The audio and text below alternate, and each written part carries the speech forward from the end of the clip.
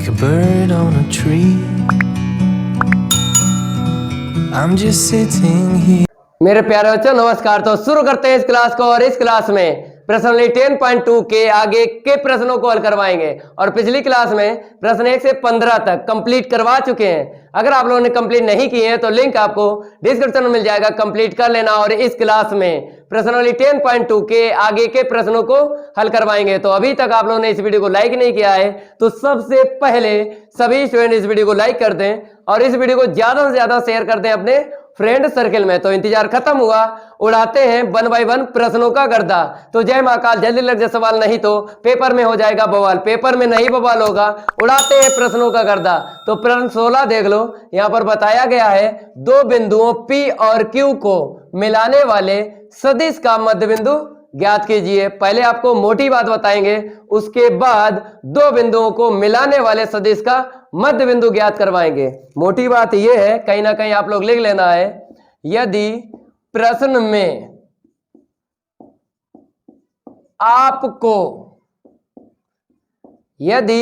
में आपको बिंदु या शीर्ष मिल जाएं, कहीं ना कहीं लिख लेना है, ये मोटी बात है। यदि प्रश्न में आपको बिंदु या शीर्ष मिल जाएं तो क्या बोलेंगे हम? स्थिति सदिश बोलेंगे।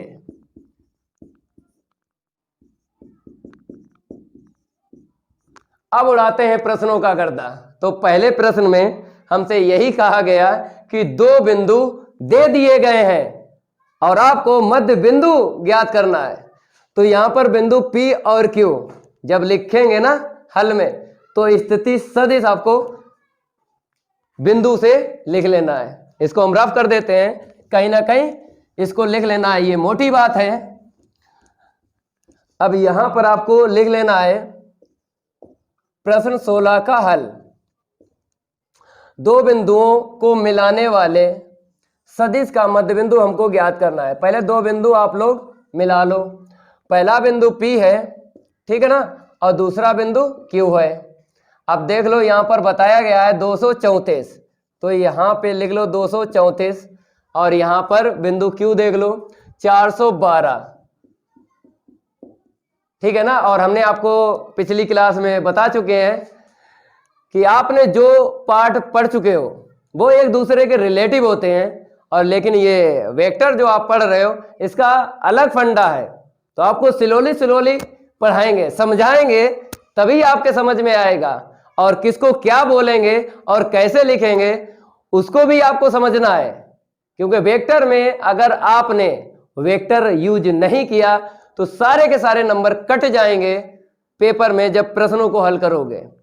वेक्टर आपको बता देते हैं, जैसे यहां पर वेक्टर ए बी है, वेक्टर बी सी है, वेक्टर सी है। तो यहां पर आपको ये तीर नजर आ रहा है, इसका यूज जरूर करना है। अगर नहीं किया तो सारे के सारे नंबर कट जाएंगे, ठीक है। अब देखो बिंदु दिए गए हैं, हमने आपको बताया प्रश्न में बिंदु या शीर्ष मिल जाए तो क्या बोलते हैं? स्थिति सदिश बोलते हैं। तो बिंदु P का स्थिति सदिश यहां पे लिखना है और बिंदु Q का स्थिति सदिश लिखना है। कैसे लिखोगे?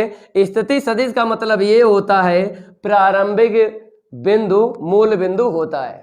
चाहे शीर्ष ले लो चाहे बिंदु ले लो, आपको प्रारंभिक बिंदु क्या रखना है? मूल बिंदु रखना है। तो कैसे रखोगे? इसके आसपास कहीं पर आपको मूल बिंदु ले लेना है। तो हमने यहां पे ले लिया, ठीक है, O डाल दिया। अब P बिंदु का स्थिति सदिश लिखना है तो आपको OP मिला लेना है ऐसे करके, और O से P की तरफ ये तीर लगाना है। अब Q बिंदु का स्थिति सदिश आपको लिखना है, तो कैसे लिखोगे? O से Q तक, तो OQ। अब लिख लो स्थिति सदिश। कैसे लिखोगे हम आपको बताते हैं। जैसे 2 3 4 है, तो पहले जो लिखा है यहाँ पे 2, तो इससे लिख जाएगा 2i कैप। बीच वाला देख लो 3 दिख रहा है, आपको पता है i cap, j cap, k cap, ये 3 ही होते हैं। जब इसका पद लिखना है तो इसके साथ लिख लेना है, बीच वाला पद लिखना है तो इसके साथ लिख लेना है, मीन्स 3j कैप। प्लस का है तो आपको प्लस लिखना है, ठीक है ना। अब लास्ट वाला लास्ट के साथ लिखना है। यहां पर देखो चिन्ह प्लस है तो प्लस का आपको लिख लेना है 4k कैप, और जैसा हम बता रहे हैं वैसा ही आपको लिखना है। गलत नहीं हो सकता, एक भी नंबर नहीं कटेगा, ये मेरा आपसे वादा है। तो यहां से लिखेंगे, आपने इस बिंदु से स्थिति सदिश लिख लिया ना। अब आपको समझ में आ गया होगा कैसे लिखा जाएगा। 4i कैप, ठीक है, और बीच वाला देख लो 1 है, 1 ना लिखो, केवल और केवल j कैप लिख दो। यहाँ पे देखो माइनस का 2 है तो माइनस का 2 कैप लिख दो, ठीक है ना। अगर प्लस है तो प्लस का पद लिखना है, ठीक है, माइनस है तो माइनस का पद लिखना है। इतनी जानकारी आपको होना चाहिए। अब उसने ये बोला है कि मध्य बिंदु ज्ञात कीजिए।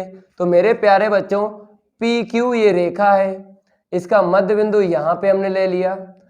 यम हमको क्या ज्ञात करना है, OM ज्ञात करना है, ठीक है ना। कैसे ज्ञात होगा, फार्मूला तो याद होगा ना आपको, क्योंकि जब बेसिक पढ़ाया था ना प्रश्न 10.2 का, तो बेसिक में बताया आपको कि मध्य बिंदु के लिए फार्मूला याद कर लेना, तो याद होगा, ठीक है। तो यहां पर हम फार्मूला लिखेंगे वेक्टर OM, और जैसा लिख रहे वैसा ही पेपर में लिखना जाके। OP लिख लो, vector OP plus vector OQ लिख लो अपान में 2, यही फार्मूला है ना, ठीक है। अब वेक्टर OP का मान देख लो यहां से, ये आपको दिख रहा है, ठीक है, 234 ऐसे लिख लो, 234 जैसे पढ़ रहे हैं ऐसे ही पढ़ना है। एक बार देखो, बार बार ना देखो, लिख जाएगा। वेक्टर OQ 412, तो 4i कैप प्लस का j कैप माइनस का 2k कैप बटे में कितना है, 2 है ना, लिख लो। अब यहां पर आपको क्या करना, जोड़ना है। i कैप के साथ जोड़ना है, j कैप के साथ जोड़ना है, k कैप के साथ जोड़ना है, या फिर घटाना है। चलो, अगर प्लस के पद हैं जुड़ेंगे, माइनस के अगर पद हैं फिर भी जुड़ेंगे। अगर प्लस का पद एक है और दूसरा पद माइनस का है तो आपको पता है घटेगा। तो 4 और 2 6 मिल गया i कैप। अब आ जाओ यहाँ पे 1 है, यहाँ पे 3 है, तो 1 और 3 कितना हो जाएगा, 4 हो जाएगा ना, ठीक है। अब देखो यहाँ पे प्लस का 4k कैप है, माइनस का 2k कैप है, कितना मिलेगा, घटेगा भाई, एक प्लस का पद है एक माइनस का पद है, तो घटेगा, 4 में से 2 गया 2, ठीक है ना।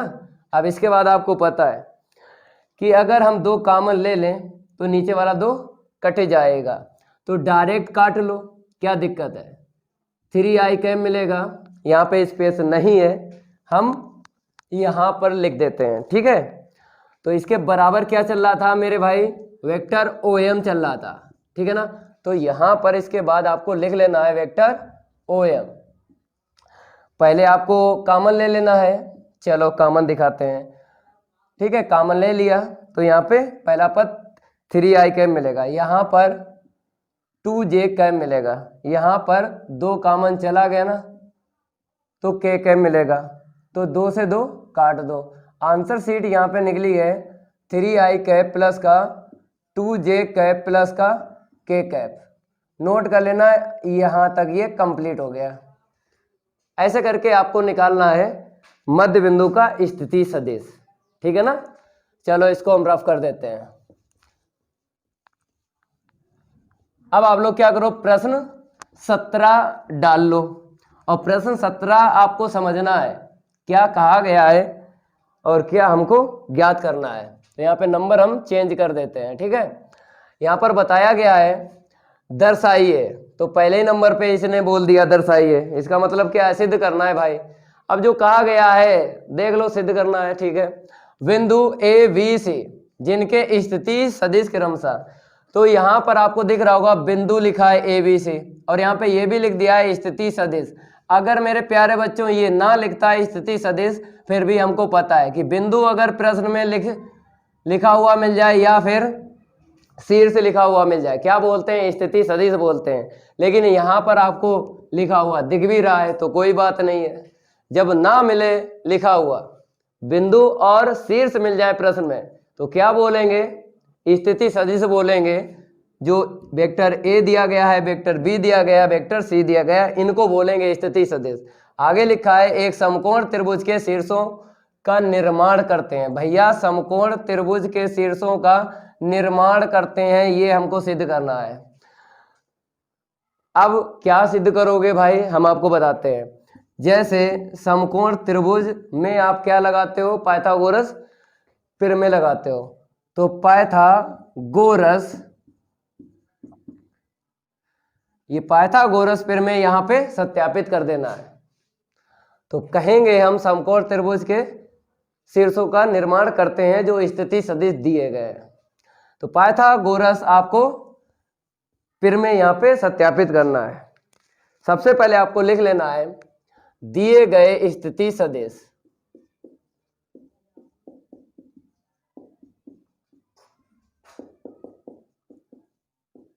लिख लो कितने दिए गए हैं, 3 दिए गए। तो कैसे लिखना है, यहां से लिखना है। बिंदु ए का स्थिति सदिश क्या बोलेंगे, वेक्टर ओ ए बोलेंगे। बिंदु बी का स्थिति सदिश क्या बोलेंगे, वेक्टर ओ बी बोलेंगे। वेक्टर सी का स्थिति सदिश क्या बोलेंगे, वेक्टर ओ सी बोलेंगे। ये वेक्टर ए बी और वेक्टर सी ना लिखो, कोई बात नहीं है, ठीक है। अब यहाँ पे देखो कैसे लिखना है, हम पिछली क्लास में बता चुके हैं कि आपको टाइम नहीं लगेगा, वही हम आपको बताएंगे। 344 दिमाग में रखना है और लिख देना है सदिश, लेकिन कौन सा प्लस का है और कौन सा माइनस का है उसको आप दिमाग में रखना है। हमने पढ़ा है 344, तो हम लिख देंगे एक सदिश, एक बार देखो बार बार ना देखो। वो 50 रुपए के टीचर होते हैं जो बार बार देखते हैं और बार बार लिखते हैं। भाई मेरे आपको ऐसी ट्रिक बताएंगे कि कम समय में पेपर का गर्दा उड़ा सकते हो। अब आपको यहां से देखना है, वेक्टर ओ बी लिखना है 211, माइनस बीच में दिमाग में रखना है, एक सदिश लिख सकते हो कम समय में। तो 211 लिख चुके हैं हम सदिश, एक बार देखा बार बार नहीं देखा। यहाँ पे देखो 135, एक बार देखा बार बार नहीं देखा, तो ये लिख गया 135 से स्थिति सदिश। अब इसके बाद आपको पता है हमें क्या निकालना है। अगर हम पाइथागोरस प्रमेय यहाँ पे सत्यापित करेंगे तो हमको क्या चाहिए, ए बी का स्क्वायर, यही चाहिए ना, और बी सी का स्क्वायर चाहिए और सी ए का स्क्वायर चाहिए। तो कैसे निकलेगा, पहले आपको वेक्टर ए बी ज्ञात करना है, फिर ए बी का मापांक लेना है, दोनों पक्षों का स्क्वायर कर देना है और इसी को क्या बोलेंगे, ए बी बोलेंगे। समझ में आ रहा होगा जो हम बात आपको बता रहे हैं। जैसे हमने आपको बताया वेक्टर आर का स्क्वायर बराबर आर होता है, तो इसीलिए वेक्टर ए बी का स्क्वायर ए बी बोलेंगे। जब वेक्टर ए बी का स्क्वायर का मापांक ए बी बोलेंगे तो ऐसे ही आपको बोल देना है वेक्टर वी सी का मापांक का होल स्क्वायर बराबर वी सी स्क्वायर, ऐसे इसको बोल देना है वेक्टर सी ए। क्या बोलना है, यहाँ पे इंक फैल रही है, थोड़ा सा देख लो। वेक्टर सी ए का मापांक का होल स्क्वायर बराबर सी ए स्क्वायर। तो आपको इतने का मान निकाल लेना है, ठीक है। भुजाओं के मान पता चल जाएंगे, जब पता चल जाएंगे फिर हम देखेंगे पाइथागोरस प्रमेय सत्यापित करनी है, ठीक है। तो इसको हम रफ करेंगे। अब आपको ए बी निकालना है, पता है कैसे ज्ञात होता है वेक्टर ए बी मेरे प्यारे बच्चों। तो यहाँ पर आपको एक फार्मूला यूज करना है, बाद वाला बिंदु पहले लिखना है और माइनस के बाद में पहले वाला बाद में लिखना है, इसे रट लेना है। ऐसे करके आपको निकाल लेना है वेक्टर ए बी। अब ओ बी में से ओ ए घटाएंगे, क्या घटाएंगे, ओ बी में से ओ ए घटाएंगे। तो पहले आपको वेक्टर ओ बी का मान रखना है 211, रख लिया हमने 211, ठीक है। माइनस ओ ए देख लो वेक्टर, यहां पर 344, और ये जरूर आपको समझना है कि जैसे हम लिख रहे हैं वैसे ही आपको लिखना है, ठीक है ना। अब आपको क्या करना है, जोड़ना और घटाना है, तो वेक्टर ए बी ज्ञात हो जाएगा। चलो भैया देख लो, 3 में से 2 को घटाओ, माइनस का आई कैप मिलेगा, प्लस का 4 हो जाएगा, 4 में से 1 जाएगा, प्लस का 3j मिल जाएगा। अब यहाँ पे देखो माइनस माइनस प्लस का 4 हो जाएगा और प्लस का 1, प्लस का 5k मिल गया। तो हमको क्या ज्ञात हो गया, वेक्टर ए बी ज्ञात हो गया। अब इसका आपको मापांक निकाल लेना है, ठीक है ना। मापांक निकालोगे तो आपको लिखना पड़ेगा माइनस आई कैप प्लस का 3j प्लस का 5k, ठीक है। तो यहाँ पर आपको रूट में गुणांकों का स्क्वायर लिखना है, वो भी प्लस करके। तो यहाँ पर आएगा -1 का स्क्वायर 1 प्लस 3 का स्क्वायर 9 प्लस 5 का स्क्वायर 25, ठीक है। तो ये मान निकल रहा है वेक्टर ए बी का मापांक। तो अब बताओ 9 को अगर 1 दे दें 10 हो जाएगा, 10 अगर 25 को दे देंगे तो 35 हो जाएगा। तो मिल गया हमें रूट 35, ठीक है ना। अब कैसे आपको यहाँ पर लिखना है हम आपको बताते हैं। यहाँ पे देख लो, शायद आपको यहाँ पे दिक्कत हो, क्योंकि पिछली क्लास में हम नीचे लिखते रहे और बच्चों की कमेंट आई थी कि सर नहीं दिख रहा था, ठीक है। यहाँ पर ऊपर लिख देते हैं। तो कुछ नहीं करना है, आपको स्क्वायर करना है इसका। वेक्टर ए बी का मापांक आपको दिख रहा होगा, तो इसका कुछ नहीं, क्या करना है, स्क्वायर कर देना है। तो देख लो जब स्क्वायर करेंगे तो हमको क्या मिल जाएगा, बराबर के उस तरफ 35 मिल जाएगा। तो इसको क्या बोलेंगे, ए बी का स्क्वायर बोलेंगे, ठीक है ना। ए बी का स्क्वायर हमें पता चल गया। अब हम निकालेंगे वेक्टर बी सी। तो इसको हम रफ करेंगे, इतना आपको नोट कर लेना है। अब आपको लिखना है वेक्टर वी सी। चलो यहाँ पे लिख देते हैं वेक्टर वी सी, निकालो। और ये जो निकली है ना, तो यहाँ कहीं लिख देते हैं, क्योंकि बार बार से लिखने से तो यहाँ पर लिख देते हैं, बाद में इसको रफ कर देंगे, ठीक है, उसको हटा देते हैं। ए बी का स्क्वायर 35 निकला। ऐसे आपको 2 मान और निकालना है, नोट करते रहना है। वेक्टर वी सी निकालो, तो वेक्टर ओ सी माइनस का वेक्टर ओ बी, हमने आपको बताया बाद वाला पहले, पहले वाला बाद में। अब मान रखेंगे, रख लो मान। वेक्टर ओ सी यहाँ पे देख लो 135 से लिखो, ठीक है ना। अब वेक्टर ओ बी देख लो यहाँ पे 211, ठीक है। आगे बढ़ते हैं, 135 लिख लिया और 211 लिख लिया। अब जोड़ो घटाओ, जब जोड़ें घटाएंगे माइनस का 2 मिलेगा, प्लस का 1 मिलेगा। तो घटाएंगे माइनस का आई कैप मिलेगा। यहाँ पे देखो प्लस जे कैप और यहाँ पे माइनस का 3j कैप। तो घटाएंगे तो हमको प्लस का मीन्स माइनस का मिलेगा, क्योंकि जो संख्या बड़ी होती है उसी का चिन्ह आता है। तो यहाँ पे -3 है ना, ये बड़ी संख्या है, तो माइनस का आपको 2j कैप लिख देना है। अब आ जाइए यहाँ पे प्लस माइनस माइनस का हो जाएगा, ये माइनस का, ये भी माइनस का, तो 5 और 1 6 हो गए ना। यहाँ पे इंक फैल रही है, थोड़ा देख लो। आपके लिए ही ये सब कर रहे हैं, क्या करें भाई, आपके लिए कितनी मेहनत करते हैं। इंक फैल रही है, उसको भी देखना पड़ता है। लेकिन आप वीडियो को लाइक कर दो, सभी स्टूडेंट वीडियो को लाइक कर दो, ठीक है ना। अब आपको यहाँ पे वेक्टर वी सी लिख देना है। हमने आपको बताया है वेक्टर स्लोली स्लोली पढ़ा देंगे, ज़्यादा फास्ट नहीं लगवाएंगे प्रश्नों को, क्योंकि समझना है, वेक्टर का फंडा अलग है, इसलिए बोलते हैं। तो वेक्टर वी सी का मापांक आपको निकालना है। चलो भैया मेरे माइनस का आई कैप माइनस का 2j कैप माइनस का 6k कैप। रूट में आपको गुणांकों के स्क्वायर लिखना है, वो भी प्लस करके। -1 का स्क्वायर 1 आएगा, प्लस -2 का स्क्वायर 4 आएगा, फिर प्लस -6 का स्क्वायर 36 आएगा। आगे हम नहीं लिखेंगे, मेरे पास 3 ही गुणांक थे। तो यहाँ पर अगर हल करेंगे तो 4 इसे देंगे, 40 हो जाएगा, रूट 41 मिल जाएगा। दोनों पक्षों का जब हम वर्ग करेंगे मेरे प्यारे बच्चों, तो वेक्टर वी सी का मापांक का स्क्वायर कितना मिलेगा, 41।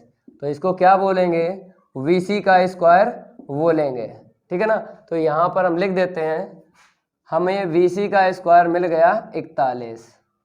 अब आपको वेक्टर सी ए और निकालना है, इसको हम रफ कर रहे हैं, इसको भी रफ कर देते हैं, आप लोग नोट करते रहना, ठीक है।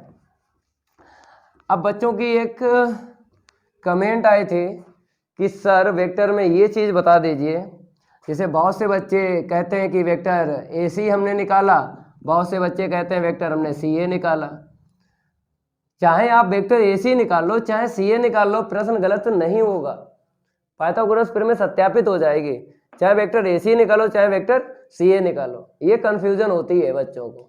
चाहे आपकी मर्जी कुछ भी निकालो, तो हम वेक्टर CA निकालेंगे, ठीक है। आप वेक्टर AC निकाल लेना, उतनी ही आंसर शीट आएगी जितनी वेक्टर CA की आएगी, ठीक है। अब यहां पर हम वेक्टर CA लिख रहे हैं और आपको पता है वेक्टर OA में से क्या माइनस कर देंगे, वेक्टर OC माइनस कर देंगे। बाद वाला पहले, पहले वाला बाद में। जब आंसर शीट निकलेगी मापांक का होल स्क्वायर, तो चाहे वेक्टर AC रखो चाहे वेक्टर CA रखो, आंसर शीट सेम आएगी।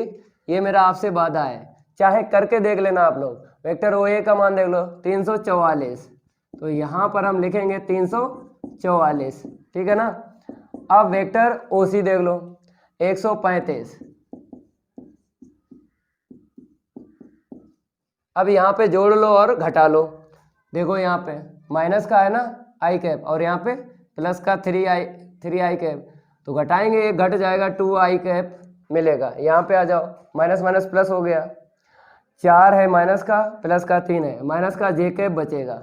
अब आ जाइए यहाँ पे, माइनस माइनस प्लस का 5 हो गया, माइनस का 4 हो गया, तो 5 में से 4 जाएगा, प्लस का k कैप मिल जाएगा। तो ये वेक्टर CA का मान निकला है और बराबर आपको नोट करना है। अब इसका मापांक निकाल लो, तो 2i कैप माइनस का j कैप प्लस का k कैप, मापांक निकालो। आपको पता है कैसे निकाला जाता है, 2 का स्क्वायर 4 फिर प्लस, माइनस 1 का स्क्वायर 1 फिर प्लस, 1 का स्क्वायर 1 खत्म। अब यहाँ पे आ जाओ, एक लाइन और लिख लो, यहाँ पे 4 और 2 6, रूट 6 निकलेगा। दोनों पक्षों का वर्ग कर दो, तो वेक्टर CA का मापांक का होल स्क्वायर बराबर क्या निकलेगा, 6 निकलेगा, ठीक है ना। इसको क्या बोलेंगे, CA स्क्वायर बोलेंगे। ये मान निकला है 6, ठीक है। और पहले AB स्क्वायर निकाल चुके हैं, BC स्क्वायर निकाल चुके हैं, अब CA स्क्वायर निकला है। इतना आपको नोट कर लेना है। अब इसके बाद पाइथागोरस प्रमेय सत्यापित यहाँ पे करवाएंगे। चलो देखो, क्योंकि प्रश्न में लिखा है सिद्ध कीजिए, तो पाइथागोरस प्रमेय 100% सत्यापित होगी। सबसे बड़ी आंसर शीट आपको देखना, सबसे पहले उसी को कर लेंगे।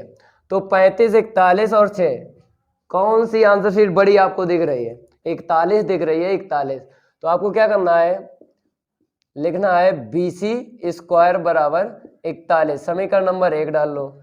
अब जो छोटी छोटी आंसर शीट हैं उनको प्लस कर लो, तो AB का स्क्वायर प्लस CA का स्क्वायर, ठीक है ना। तो AB का स्क्वायर कितना है, 35 है, और CA का स्क्वायर 6 है। जोड़ेंगे तो क्या मिलेगा, 41 मिलेगा। 35 प्लस 6 41 होता है, समीकरण नंबर 2 डाल दो। अब आपको क्या करना है, इसकी आंसर शीट और इसकी आंसर शीट मैच करना है, बराबर है ना। जब बराबर है तो आपको लिख देना है समीकरण 1 व 2 से। पहले कड़ लिखेंगे, ये कड़ हो जाएगा, और ये आपने जोड़ा है ना, आधार और लंब हो जाएगा। लंब को ऊंचाई भी बोलते हैं। तो कड़ का स्क्वायर बराबर आधार का स्क्वायर प्लस लंब का स्क्वायर। पाइथागोरस प्रमेय सत्यापित हो गई है, तो यहाँ पे लिख दो पाइथागोरस प्रमेय सत्यापित होती है। पाइथागोरस प्रमेय सत्यापित होती है। पहले हम इंक जो है फाइल लई है उसको रफ कर दी, अब लिखते हैं सत्यापित होती है। अतः दिए गए बिंदु समकोण त्रिभुज के शीर्ष है। लिख लो, अतः दिए गए बिंदु समकोण त्रिभुज के शीर्ष है।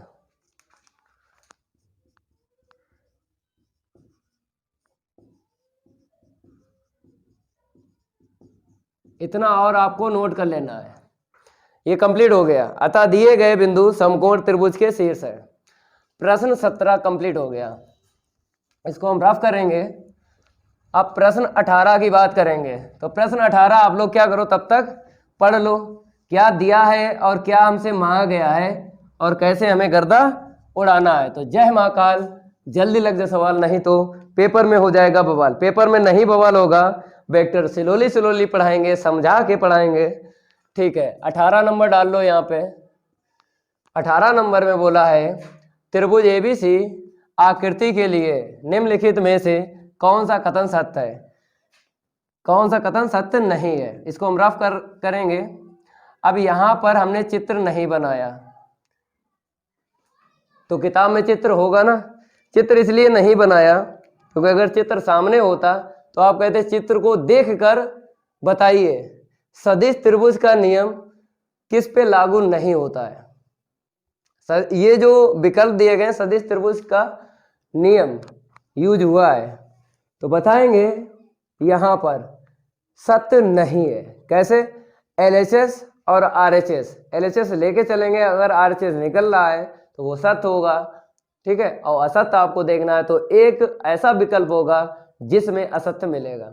चित्र की बात करेंगे हम, तो चित्र इसलिए नहीं बनाया क्योंकि चित्र से काम नहीं करवाएंगे, क्योंकि बेसिक में जब हमने आपको बताया सदिश त्रिभुज का नियम कैसे यूज करोगे, जब आपको भुजाओं का योगफल मिल जाए, उसको क्या बोलते हैं, परिणामी बल भी बोलते हैं। जब आपको भुजाओं का योगफल मिल जाए तो उसको क्या बोलते हैं, परिणामी बल, ठीक है। परिमाण अलग होता है, परिणामी अलग होता है, ये कहीं ना कहीं लिख लेना है। परिमाण का मतलब होता है मापांक और परिणामी का मतलब होता है योगफल। चलो अब इसको हम लगवाते हैं। चित्र का यूज ना करना हमने आपको बताया, क्योंकि चित्र का वही यूज करते हैं जो 50 रुपए के टीचर होते हैं, वो यूज करते हैं चित्र, बताते हैं लल्ला लल्ला देख लो। ऐसे थोड़ी होता है यार, आपका भविष्य हम बनाएंगे, खराब नहीं करेंगे। तो देखो कैसे हम चेक करवाते हैं LHS और RHS। तो पहले हमने क्या किया, A यहाँ पे ले लिया।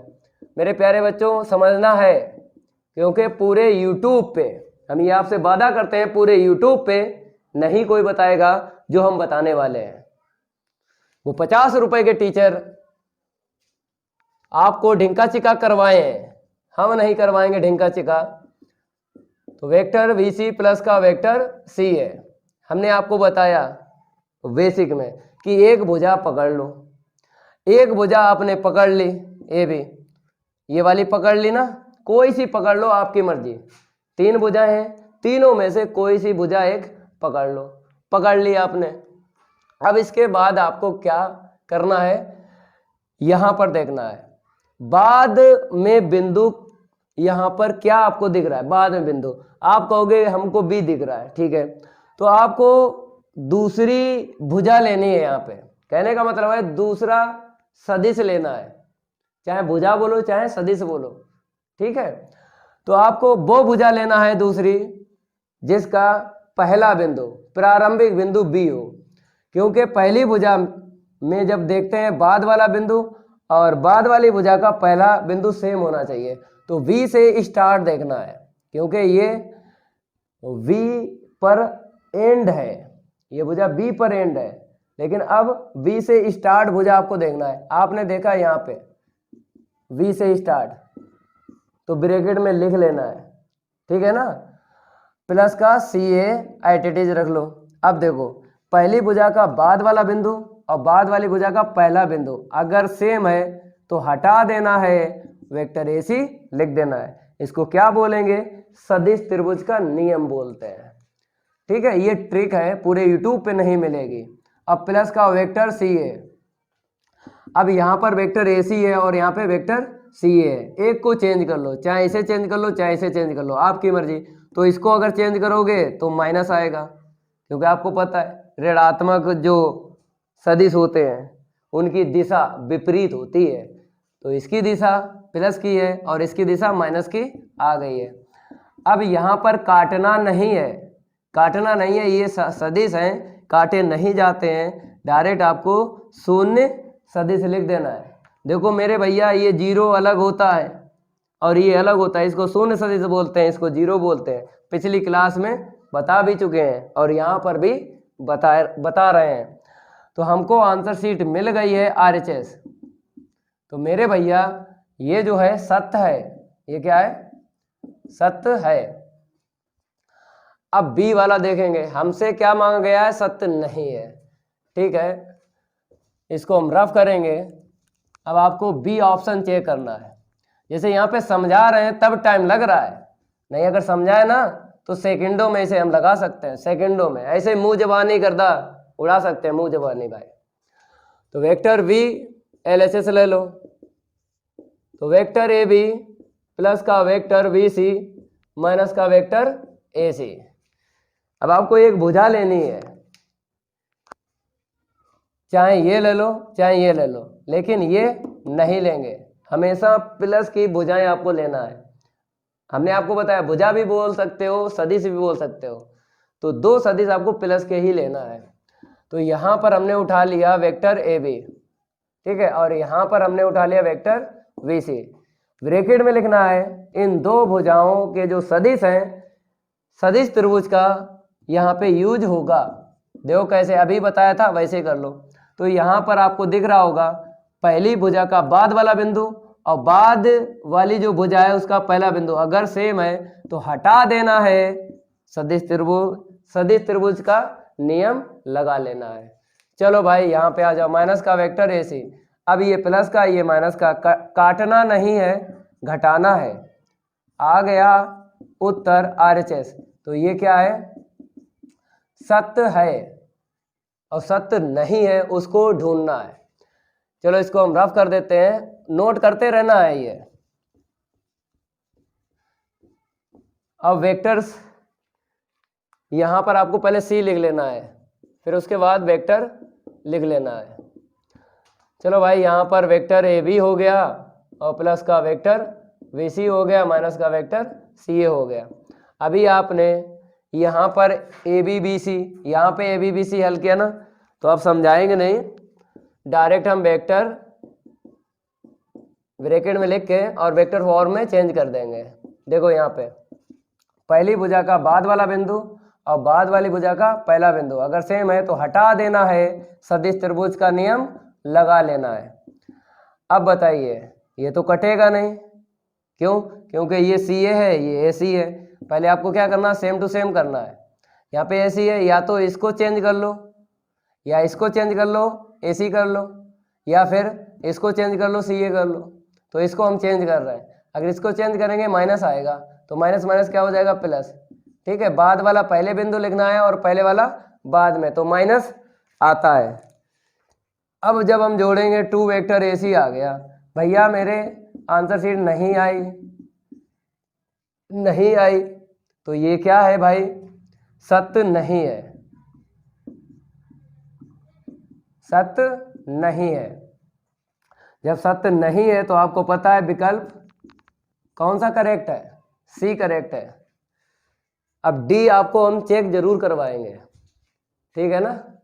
ऐसा नहीं है कि विकल्प अगर सी मिल गया तो हम छोड़ दें, छोड़ेंगे नहीं भाई, बताएंगे। ज़्यादा जानकारी ले लो ना।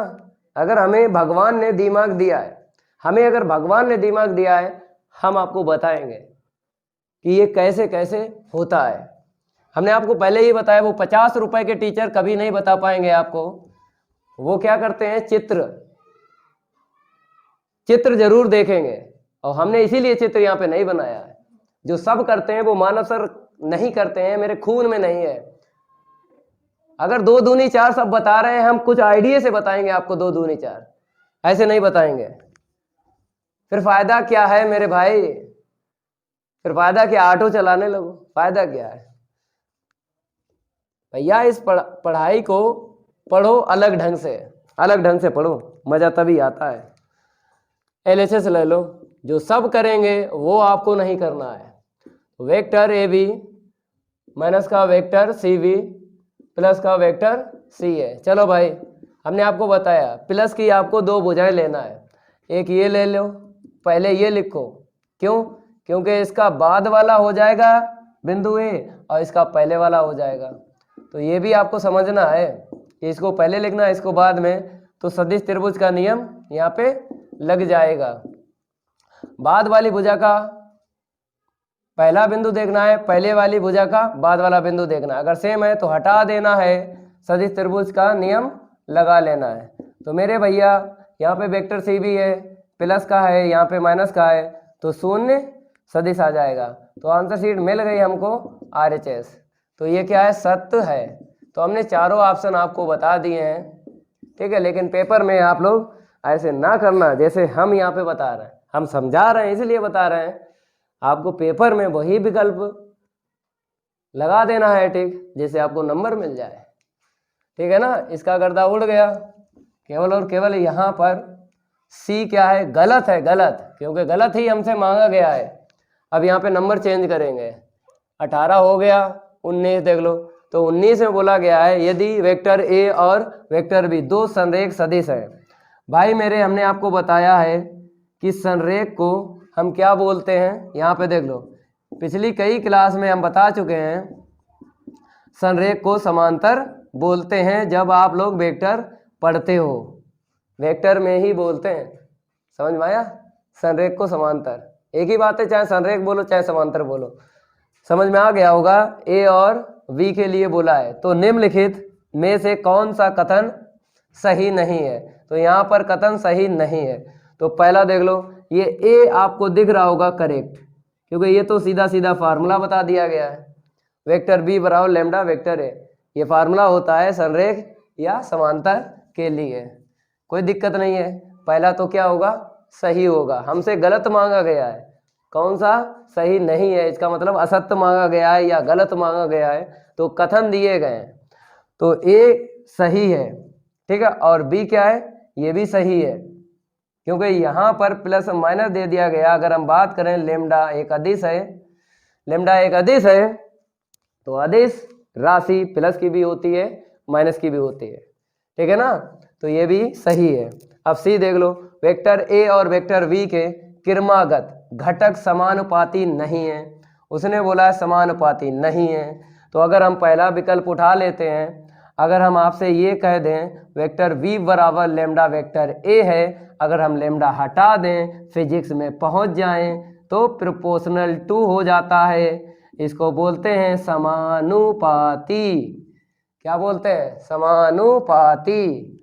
चलो भैया समझ में आ रहा होगा, पहला विकल्प हमने उठा लिया है और हमने लेम्डा हटा लिया है, प्रोपोर्शनल टू लगा लिया है और समानुपाती बोलते हैं। इसने बोला है कि समानुपाती नहीं है, हमने बोला है समानुपाती होते हैं वेक्टर ए और वी। तो इसलिए इसने झूठ बोला है। किसने झूठ बोला है, विकल्प सी ने झूठ बोला है। और जब झूठ बोला है और यही हमसे मांगा गया है कि झूठ वाला देख लो, गलत देख लो कौन सा है, तो ये गलत है और गलत है यही ठीक है, समझ में आ रहा है। विकल्प आप लोग लिख लेना है डायरेक्ट, विकल्प सी इसमें करेक्ट है, लगाने वाला नहीं है। ये समझा रहे, ऐसे ही समझो कि क्या दिक्कत है। विकल्प सी इसमें सही है, क्योंकि हमसे सही नहीं मांगा गया है और ये झूठ बोल रहा है, तो यही क्या है, सही है। डी समझा दें, नहीं आप कहोगे कमेंट करके सर समझा दो ज़्यादा, क्योंकि 50 रुपए के टीचर नहीं समझाते हैं। चलो भैया हम समझा रहे हैं। तो यहाँ पर विकल्प सी सही है, लेकिन डी आपको समझा देते हैं क्यों ये सही है, विकल्प सही क्यों है। देखो कहा गया है डी में दोनों सदिशों वेक्टर ए और वेक्टर वी की दिशा समान है परंतु परिमाण विभिन्न है। तो यहां से आपको ब्रेक करना है, सेंटेंस कहां से ब्रेक करना है, यहां से। दोनों सदिशों वेक्टर ए और वेक्टर वी की दिशा समान है, ठीक है, कहा गया है परंतु परिमाण विभिन्न है, परिमाण अलग अलग हैं। चलो भैया बताते हैं एक उदाहरण लेके, विकल्प डी आपको समझाते हैं एक उदाहरण लेके कि ये सही है, ये झूठ नहीं बोल रहा है, तो क्यों ये सही है। चलो भैया, दोनों सदिशों वेक्टर ए और वेक्टर वी की दिशा समान है। चलो हम लेते हैं दो सदिश ले लेते हैं, माना वेक्टर ए बराबर आई कैप प्लस का जे कैप प्लस का के कैप, ठीक है ना, और वेक्टर वी और ले लेते हैं 2i कैप प्लस का 2j कैप प्लस का 2k कैप। ये जो वेक्टर आपको दिख रहे हैं इनकी दिशा जो है, दिशा क्या है, समान है। समान का मतलब हम आपको बताते हैं। जैसे आप यहाँ पे दो कॉमन ले लो, तो आई कैप प्लस का जे कैप प्लस का के कैप, जो यहाँ पे पद है वही यहाँ पे होना चाहिए। ठीक है, आगे यहाँ पे 2 हो 3 हो 4 हो इससे मतलब नहीं होता है। चाहे इस ब्रैकेट को दे दो 3 4 5 6 कुछ भी दे दो, हमें क्या होता है पद देखना पड़ता है। अगर दिशा आपको देखना है, क्या देखना है, दिशा देखना है, समान है, तो आपको तीनों पद देखना है, आगे गुणा नहीं देखना है। चाहे 8 हो चाहे 9 हो चाहे 15 हो, उससे मतलब नहीं होता है, केवल पद देखना है। जो यहाँ पर पद है वही यहाँ पर होना चाहिए। तो प्लस का आई कैप है, प्लस का आई कैप है, प्लस का जे कैप है, प्लस का जे कैप है, प्लस का के कैप है, प्लस का के कैप है, तो सेम टू सेम मिला ना। तो इसीलिए हमने बोला ये समान दिशा है, जो हमने दो सदिश अपने पास से माने हैं। दूसरा तरीका ये होता है, हम आपको बताते हैं दिशा के लिए। दूसरा तरीका सीख लो। दिशा के लिए आपको क्या निकालना है, दिक् कोज्याएं। ये दूसरा तरीका है दिशा को चेक करने के लिए। दिक् कोज्याएं निकालो, अगर बराबर आ जाए, अगर बराबर आ जाए इसकी दिक् कोज्याएं और इसकी दिक् कोज्याएं, तो कह देना है इनकी दिशा क्या है, समान है। पहला मेथड हमने आपको डायरेक्ट बताया, पहला जो तरीका हमने बताया वो डायरेक्ट बताया है कि दिशा समान है या नहीं। लेकिन नहीं समझ पा रहे हो, अब गणितीय भाषा में आपको बताएंगे कि दिशा के लिए दिक् कोज्याएं निकाल लो। अगर इस सदिश की दिक् कोज्याएं और इस सदिश की दिक् कोज्याएं बराबर आती हैं तो इनकी दिशा क्या है, समान है। तो वेक्टर ए की हम निकालेंगे दिक् कोसाइन। कैसे निकालोगे, यल बराबर क्या होता है आपको पता है, इसका गुणांक उठा लेना है 1 और रूट में गुणांकों का स्क्वायर लिखना, वो भी प्लस 1 का स्क्वायर 1 प्लस, यहाँ पे क्या मिला, गुणांक 1 मिला, 1 का स्क्वायर 1 प्लस, फिर यहाँ पे देखो के कैप का गुणांक हमको 1 मिला, 1 का स्क्वायर। समझते हो, इसका मापांक निकालना पड़ता है। तो 1/, क्या मिला, √3। तो n बराबर यहाँ पर कितना आएगा, n जो होता है बीच वाले पद के लिए होता है, दूसरे वाले पद के लिए। तो यहाँ पे गुणांक कितना है, 1, ऊपर लिख देना है गुणांक, और नीचे जो निकाल चुके हो वही आता है, नीचे जो निकाल चुके हो वही आता है। ठीक है ना। और यहाँ पर यम और निकाल दो, तो यम के कैप से निकलेगा, इसका गुणांक 1 है और नीचे वही आएगा जिसका आप मापांक निकाल चुके हो यल में। ठीक है, तो 1/√3 1/√3 1/√3। ठीक है, अब इसके बाद हम क्या करेंगे, पहले हम ये सिखा रहे हैं आपको कि दोनों सदिशों वेक्टर ए और वेक्टर वी की दिशा समान है, तब उसके परिमाण आपको विभिन्न दिख रहे हैं तो ठीक है, और नहीं दिख रहे हैं तो आपको पता है डी सही होगा। मतलब जो सही नहीं है, सही नहीं है, अगर सी करेक्ट ना होता पहले तो आपको डी पे टिक लगाना होता है या नहीं। हम आपको समझाएंगे डी सही है, इसने सही बोला है, जो झूठ बोला है उसी पर आपको टिक लगाना है, वो लग चुका है यहाँ पर, इसने ही गलत बोला है, बाकी सबने सही बोला है। जो हमने सदिश लिए हैं, अभी हम क्या कर रहे हैं, आपको दिशा समझा रहे हैं कि जो हमने सदिश लिए हैं उनकी दिशा समान है, तो दिक् कोज्याओं से पता करना है। अब देखो हम वेक्टर v की निकालेंगे, तो वेक्टर v बराबर यहाँ पे देख लो 2i कैप प्लस का 2j कैप प्लस का 2k कैप। तो ये वाला लिख लो, दिक्कत क्या है। अब यहाँ से यल निकाल लो, आपको पता है कि जब हम आई कैप का गुणांक देखेंगे 2, ठीक है ना। अब इसका मापांक निकाल लो, मापांक निकालोगे तो आपको पता है कि इसका मापांक निकालेंगे तो ये 2 है, इसका मापांक 2 अलग रख लो, केवल रूट में आपको आई कैप का गुणांक, जे कैप का गुणांक, के कैप का गुणांक लेना है। तो 1 का स्क्वायर 1 आ जाएगा, इसका गुणांक 1 का स्क्वायर 1, ठीक है ना। अब 2 से 2 कैंसिल कर दो, तो 1/√3 निकला ना, ठीक है। तो आपको पता है कि अगर यहाँ पे 2 का गुणा आई कैप में हुआ है, 2 का गुणा जे कैप में हुआ है, 2 का गुणा के कैप में हुआ है, अगर यल निकला है 1/√3 तो यम जरूर निकलेगा 1/√3 और n जरूर निकलेगा 1/√3। तो आप देखो भाई, इसकी दिक् कोजियां देख लो यल यम एन, और इसकी दिक् कोजियां देख लो यल यम एन, समान है या नहीं? तो हम कहेंगे कि वेक्टर ए और वेक्टर वी की दिशा क्या है, समान है। ऐसे करके आपको पता करना है जब पता ना हो, या फिर डायरेक्ट जो हमने आपको बताया कि जितने पद यहाँ पर आपको दिख रहे हैं, 3 पद दिख रहे हैं, तो सेम टू सेम होना चाहिए दूसरे सदिश में। आगे चाहे किसी संख्या का गुणा हो, उससे मतलब नहीं होता है। तभी हमने आपको समझाया दिक् कोजियां निकाल लो, पता लग जाता है कि दिशा समान है। अब परिमाण विभिन्न है या नहीं है, ठीक है, हम चेक करते हैं। तो आपको यहाँ पर परिमाण का मतलब क्या होता है, मापांक। तो इसका मापांक निकालोगे मेरे प्यारे बच्चों, आपको पता है कितना निकलेगा, यहाँ पे आपने निकाला नीचे √3, ठीक है, लिख देना है। इसका मापांक निकालो, तो वेक्टर v बराबर दिया गया है, इसका मापांक निकालेंगे तो आपको पता है कि यहाँ पर 2 जब हमने कॉमन ले लिया है, इसका मापांक मेरे प्यारे बच्चों कितना निकलेगा, 2 निकलेगा। केवल हमको किसका निकालना होता है मापांक, नीचे देख लो, आई कैप जे कैप के कैप रूट में निकालना होता है, और जो संख्या है उसे एटेडिज रखना पड़ती है, ठीक है, उसका मापांक सेम टू सेम होता है। तो हमने 2 लिख दिया क्योंकि ये मापांक है, इसी को लिख लो देख के।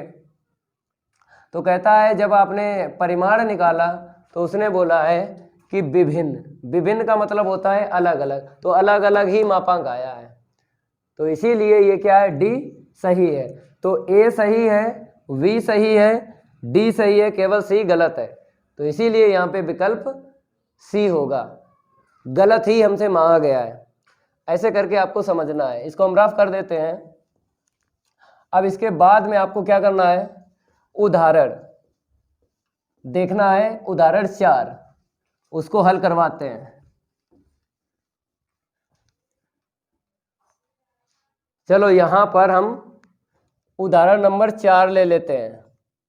देख लो उदाहरण नंबर 4 में क्या बोला है, बोला गया है x, y और z के मान ज्ञात कीजिए। ठीक है, x, y, z के मान निकालना है ताकि सदिश वेक्टर a और वेक्टर v क्या है, समान है।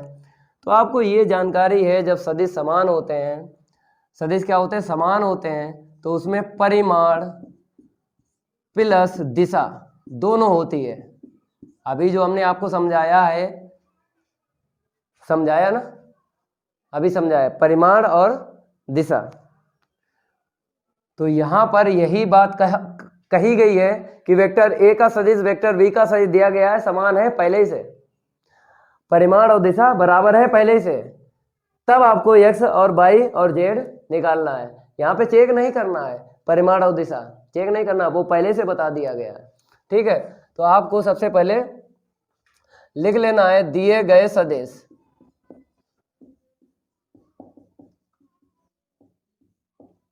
वेक्टर ए बराबर लिख लो और वेक्टर वी बराबर लिख लो। कैसे लिखोगे, हमने आपको ट्रिक बताई है। दिक् अनुपात बोलते हैं इनको, क्या बोलते हैं, 1, यहाँ पे x है, यहाँ पे 2 है, यहाँ पे z है। ठीक है, तो चर में दिए गए हैं, तो जैसे इसको लिखवाया था ना, ऐसे नहीं लिख पाओगे, अब देखना पड़ेगा आपको। ठीक है, एक्स आई कैप प्लस का 2j कैप और प्लस का z के कैप। वैसे अगर होते संख्याओं में तो हम बोल देते 512, 335 ऐसे करके। अब यहाँ पे 2i कैप है और प्लस का यहाँ पे बाई है मेरे भाई, हमने बताया पहले से देख के लिखो, मिसप्रिंट ना हो जाए, मिसप्रिंट होगा तो गलत हो जाएगा। 2i कैप प्लस का yj कैप प्लस का z के कैप। ठीक है ना, z में वहाँ पे के कैप दिया, z नहीं दिया गया। 2i कैप प्लस का yj कैप प्लस का के कैप और xi कैप प्लस का 2j कैप प्लस का z के कैप। ठीक है, और एक आपको बात बता देते हैं यहाँ पे, जैसे अदिश घटक, अदिश घटक इसकी जानकारी ले लो। अदिश घटक को क्या बोलते हैं, समकोणिक, क्या बोलते हैं, समकोणिक। ठीक है, नाम देख लो, नाम दिक् अनुपात, दिक् अनुपात, ठीक है। तो भाई मेरे इसको आपको समझना है, अदिश घटक, समकोणिक घटक और दिक् अनुपात एक ही बात होती है। जैसे यहाँ पर 2y के, यहाँ पर x 2z, इनको क्या बोलेंगे, अदिश घटक भी बोलेंगे, समकोणिक घटक भी बोलेंगे, दिक् अनुपात भी बोलेंगे। ये जानकारी आपको और होना चाहिए, ज़्यादा से ज़्यादा जानकारी होना चाहिए वेक्टर में, तो गलत नहीं हो सकता है प्रश्न, ठीक है। अब इसके बाद आपको क्या करना है, उसने बोला है यदि, प्रश्न में बोला है यदि वेक्टर ए और वेक्टर बी समान हैं, पहले से बोल दिया है, ठीक है, समान है, तब वेक्टर ए बराबर वेक्टर बी आपको लिख देना है। अब इसके बाद आपको करना क्या है, वेक्टर ए का मान एक्स आई कैप प्लस का 2j कैप प्लस का जेड के कैप बराबर 2i कैप प्लस का वाई जे कैप प्लस का के कैप। अब आपको गुणांक तुलना करनी है, गुणांक आई कैप जे कैप बा के कैप की तुलना से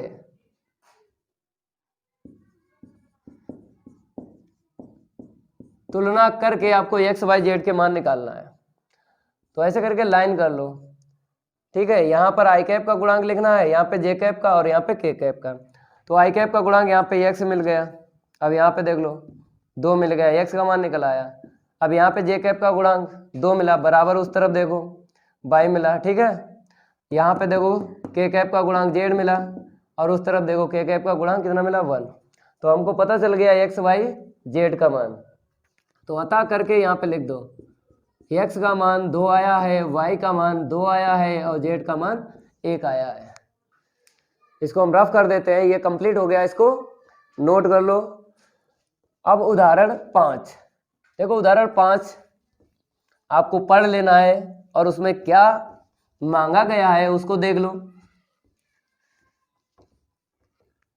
हमने आपको बताया है, आपको हम स्लोली ही पढ़ाएंगे, तभी ये समझ पाओगे, नहीं तो नहीं समझ पाओगे वेक्टर। उदाहरण 5 बताया है, मान लीजिए वेक्टर ए बराबर इतना है और वेक्टर बी बराबर इतना है, तब क्या वेक्टर ए का मापांक वेक्टर बी का मापांक बराबर है या नहीं, चेक करना है, ठीक है। आगे लिखा क्या सदिश वेक्टर ए और वेक्टर बी समान है या नहीं, ठीक है। क्या का मतलब यही होता है, चेक करना है आपको। यहाँ पर भी क्या लिखा है, क्या का मतलब यही है, चेक करो है या नहीं है, ठीक है। पहले आपको क्या लिखना है, दिए गए सदिश लिखना है, लिख लो दिए गए सदिश। जो हमको यहाँ पर बताया गया है, वेक्टर ए दिया गया है और वेक्टर वी दिया गया है। अब आप ट्रिक से लिख सकते हो, यहाँ पे चर में दिक् अनुपात नहीं दिए गए हैं, तो 12 से आपको वेक्टर ए लिख देना है, 12 से आई कैप प्लस का 2j कैप, ठीक है ना। अब वेक्टर बी 21 से लिख देना है, लिख लिया ना। अब उसने बोला है क्या वेक्टर ए का मापांक बराबर होगा वेक्टर बी के, तो वेक्टर ए का मापांक निकाल लो। यहाँ पे पहले भाई यहाँ पर लिख लो 12 से वेक्टर मापांक निकालो, डायरेक्ट पता तो है ही यार कैसे कैसे होता है। 1 का स्क्वायर 1 प्लस 2 का स्क्वायर 4, तो कितना मिला √5। अब आपको क्या करना है, वेक्टर वी का मापांक निकालना है, तो vector V 2i cap plus का जे कैप। चलो भैया यहाँ पे देखो 2 का स्क्वायर 4, 1 का स्क्वायर 1, कितना निकला √5, ठीक है। तो कह सकते हो वेक्टर ए का मापांक बराबर है वेक्टर वी के मापांक के, क्योंकि आंसर शीट सेम आई है, ठीक है। अब इसका सेकेंड पार्ट देख लो, ये फर्स्ट पार्ट था, अब सेकेंड पार्ट, क्या सदिश वेक्टर ए और वेक्टर बी समान है या नहीं। तो आपको पद देखना है, समान में क्या होता है हमने आपको बताया, समान में क्या होता है। चलो फिर दिखाते हैं, यहाँ पे ज़्यादा से ज़्यादा सीखो। तो परिमाण और दिशा दोनों आपको देखना है, परिमाण अगर बराबर हैं और दिशा समान है तो ये वेक्टर ए और वेक्टर बी क्या हो जाएंगे, बराबर हो जाएंगे। तो परिमाण हमने देखा, मापांक को बोलते हैं परिमाण, मापांक को क्या बोलते हैं, परिमाण।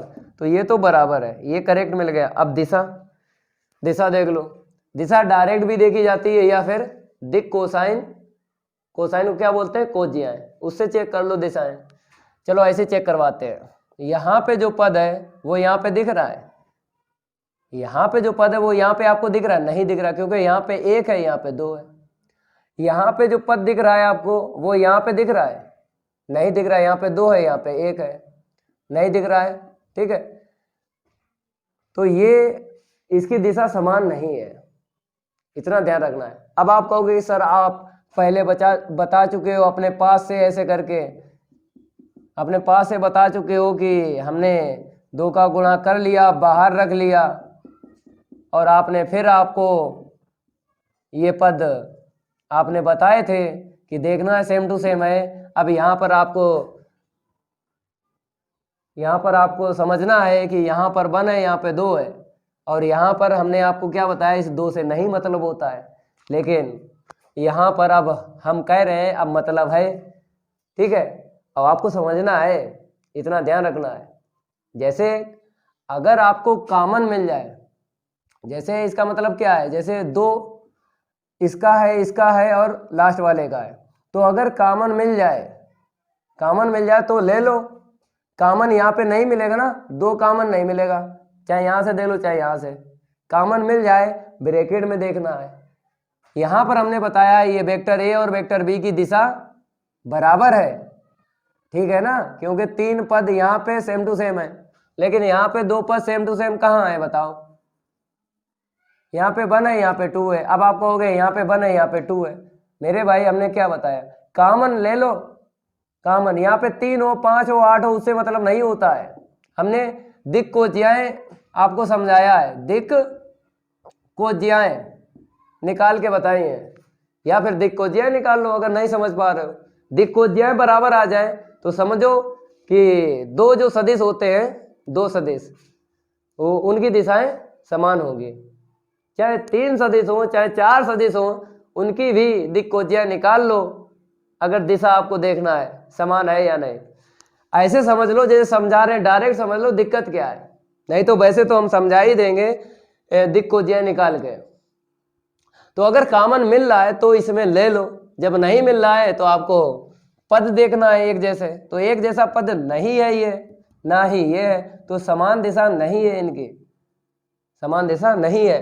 परिमाण तो बराबर है लेकिन दिशा समान नहीं है। जब समान नहीं है तो वेक्टर ए और वेक्टर बी बराबर नहीं हो सकते, समान नहीं हो सकते, ठीक है। चलो हम अब आपको समझाएंगे दिक् कोज्याओं से। ऐसे आपने समझ लिया डायरेक्ट, ठीक है, डायरेक्ट भी समझो और गणितीय भाषा में सीख लो। तो दिशा के लिए हमको क्या करना होता है, दिक् कोज्याएं निकालना पड़ती हैं। चलो भैया इससे सीख लो गणितीय भाषा से। तो पहले हम वेक्टर ए यहाँ पे ले लेते हैं, आई कैप प्लस का 2j कैप, ठीक है, और यहाँ पर के कैप लिखो या ना लिखो, क्योंकि अगर 2 पद हैं तो आपको 2 निकालना है दिक् कोज्याएं, यल और यम निकलेगी। अगर यहाँ पे के होता, ठीक है, तो यन और निकालते हैं, तो यल एम निकालो, यन ना निकालो कोई बात नहीं है। तो यल निकालेंगे तो यहाँ पे 1 है, अपान में रूट में क्या करना है, आई कैप का गुणांक 1 का स्क्वायर 1, जे कैप का गुणांक 2 है, 2 का स्क्वायर कितना मिला, मापांक निकाल चुके हो ना, ठीक है, 5 ही निकलेगा। तो यहाँ पे आ गया है 1/√5, ठीक है, और यम निकाल लो, इसका गुणांक कितना है 2 बटे नीचे जितना आया है उतना ही लिख लो, तो यल और यम निकल आया। अब आपको वेक्टर वी लेना है, इसको हम रफ करेंगे, इसके आगे हल करवाएंगे, ठीक है। इतना नोट करो, समान सदिश जो है वही आपको बता रहा है। वेक्टर वी अब लिख लो, वेक्टर वी देख के लिख लो, वहां पे 2i कैप प्लस का j कैप, ठीक है। अब आपको यल निकालना है, चाहो तो इसे यार L1 कह लो, M1 कह लो, इसे L2 कह लो, ठीक है, चाहे ऐसे लिख लो कोई दिक्कत नहीं।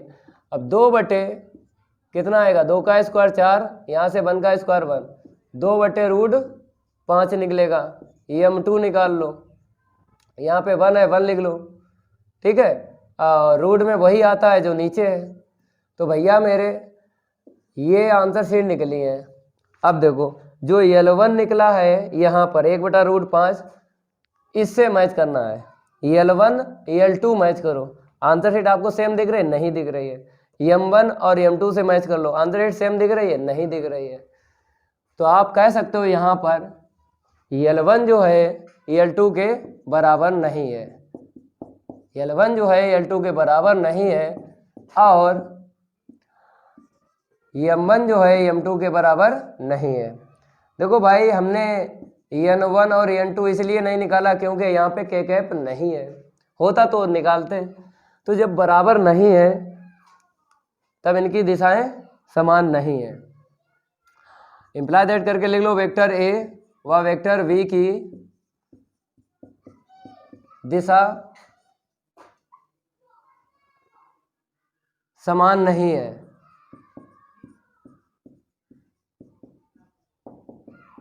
दिशा अगर समान नहीं है तो ये सदिश जो हैं बराबर नहीं हो सकते। इसको हम रफ कर रहे हैं और यहाँ पर आपको लिख देना है इम्प्लाई दैट करके vector A not equal vector B, ठीक है, और लिख दो समान नहीं है। चाहे ब्रैकेट में लिखो या ना लिखो, क्योंकि यहाँ पर आपने लिख लिया है वेक्टर ए जो है बराबर नहीं है वेक्टर बी के।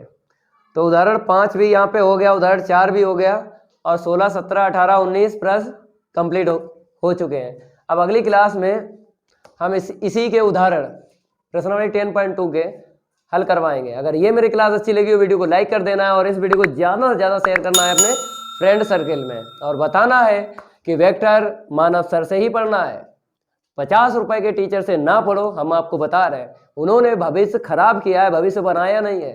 हम आपको बनवा रहे हैं भविष्य भैया, कैसे कैसे आपको समझा रहे हैं, कई एक मेथड बता रहे हैं। मिलते हैं अगली क्लास में, आज के लिए इतना ही काफ़ी है। धन्यवाद।